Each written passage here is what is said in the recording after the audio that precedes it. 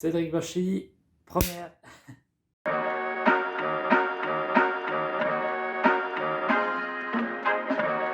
C'est un film qui a de la profondeur, qui raconte une histoire, mais qui est très bien écrit ou qui est bien écrit. C'est pas un film où on sent qu'on a bâclé la chose, on n'apprend rien sur les personnages. Ça peut être un film très long, je pense à The Irishman, où on prend le temps d'écrire une vie sur plusieurs décennies. Ça peut être un biopic, je pense au biopic sur Dick Cheney. Ça peut être une histoire totalement bouleversante comme Le Joker. Ça peut être plusieurs films français, ça peut être un film comme Parasite avec une dualité entre deux mondes sociaux différents. Ça peut être aussi des films totalement originaux où on teste par exemple Angle d'attaque où on voit un même événement sous différents angles et plus on avance dans le film, plus on a un élément en plus. Ça peut être Rubber, le film de Quentin Dupieux. C'est un film où on suit un pneu, la vie d'un pneu, et le pneu commence petit à petit à être tueur en série. Enfin, c'est assez original.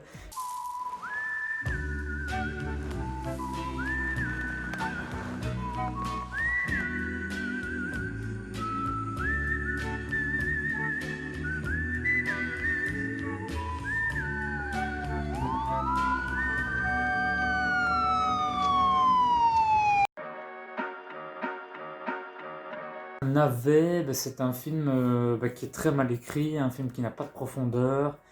Je pense aux Avengers par exemple. Bon, c'est encore du cinéma américain, mais les Avengers arrivent à zapper l'aspect dramatique en 5 minutes. Ça peut être aussi les comédies françaises actuelles. C'est bête, mais les comédies françaises actuelles, on a l'impression que c'est celui qui va pondre le scénario écrit sur un coin de table en 5 minutes. Enfin, je pense aux blagues de Toto, les adaptations de BD Spirou et Fantasio. C'était affreux, quoi. Dans les navets, je pense aussi, dernièrement, j'ai essayé la saga Jurassic World. Et je me souviens du 2 que je suis tombé endormi au bout de 45 minutes parce que je ne comprenais même pas où allait le film, quel était le but du film.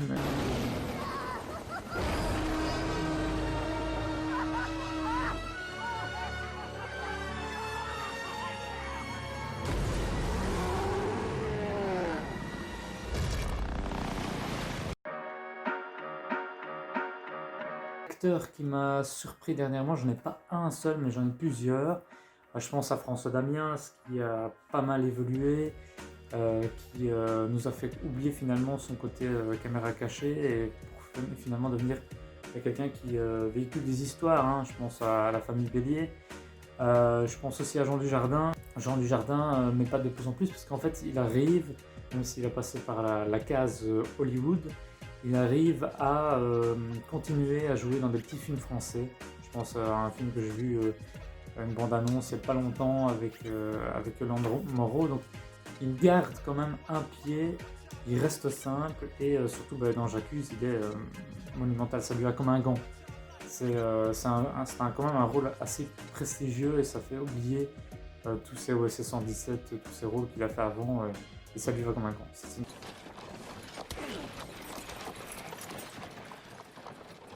J'aurai satisfaction.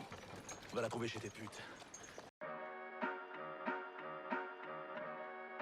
J'ai pas vraiment beaucoup de films qui m'ont fait pleurer au cinéma, mais je pense un passage dans Captain Phillips où en fait Tom Hanks est pris en otage par des pirates somaliens.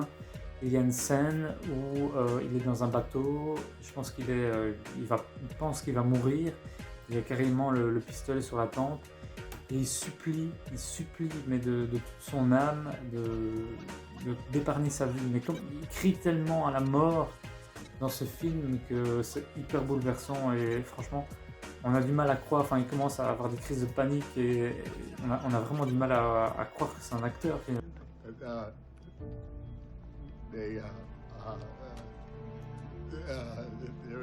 okay. Take your time. Take your time. There's a 2-centimeter laceration on the left eyebrow. It's okay. It's all right. Okay. It's okay. Okay. I want you to look at me and I want you to breathe. Do you understand? Yeah, That's yeah. it. J'aime bien tout ce que fait Alain Chabat. Alain Chabat a un humour exceptionnel et jusqu'à même, jusqu'à même le faire à la télévision avec Burger Quiz. Je pense à Astérix Mission Cléopâtre qu'on a vu 15 fois et qu'à chaque fois on retombe sur des trucs qu'on n'avait pas vu à l'époque. Je pense Monty Python, Le Sacré Graal, Le Sens de la Vie, et aussi au film de Bertrand Blier, que j'adore, que j'ai découvert il y a quelques années. Je pense à Tenue de soirée, je pense à Buffet froid aussi, où ce sont des films qui n'ont tellement ni queue ni tête, totalement absurdes, mais vraiment d'une originalité que ça manquait en fait au cinéma français. Qu'est-ce que vous foutez là? Ben voilà, j'ai un couteau dans le ventre. Oh merde! Mais c'est le mien. Ben évidemment, quand les idées sont dans l'air. Mais quel est le salopard qui vous a fait ça? Un jaune, avec un manteau. Dans mon genre? Oui, à votre place, moi je me devinerais. Mais c'est pas moi, ça peut pas être moi!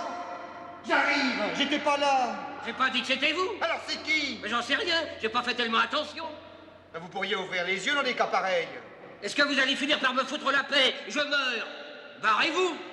Je peux pas vous laisser comme ça. Mais si, j'en ai vu d'autres. Mais là, vous risquez de plus de voir grand-chose. Oh, c'est juste un mauvais moment à passer. C'est un film des années 80, c'est un film français avec Michel Blanc et Gérard Lanvin, et je pense que c'est un des premiers films que réalisait Michel Blanc. Ça s'appelle Marche à l'ombre, et ça raconte l'histoire d'une amitié entre Michel Blanc et Gérard Lanvin, mais qui sont totalement opposés. Et finalement, il y a une telle amitié entre eux que chacun tient à l'autre, et ça se finit en fait dans le New York des années 80 autour d'une histoire d'amour. Ouais, faut que tu m'emmènes à l'hosto, je crois que je me suis décollé la plaie. Excusez-nous, hein. Ne dérange pas, on avait fini. Qu'est-ce que tu racontes, toi? Ben, on chahutait avec Marie-Gabrielle, puis j'ai dû m'enthousiasmer un peu trop fort. J'ai senti un déchirement au poumon, ça doit être la pleure. Alors tu commences pas avec ça, c'est pas le moment, vieux. Hein. Non, je te jure, c'est sérieux, là, je crois que je vais m'évanouir. Écoute, ça fait 7 ans que je te connais, ça fait 7 ans que tu meurs. Alors tu m'oublies, c'est clair? Bon, ok. Enfin, rien, laisse tomber. Marie-Gabrielle va me soutenir jusqu'à un commissariat. Ça, c'est pas vrai, ça. Tu veux que je vienne? Non, c'est pas la peine, il y a François là. Évidemment, il y a François.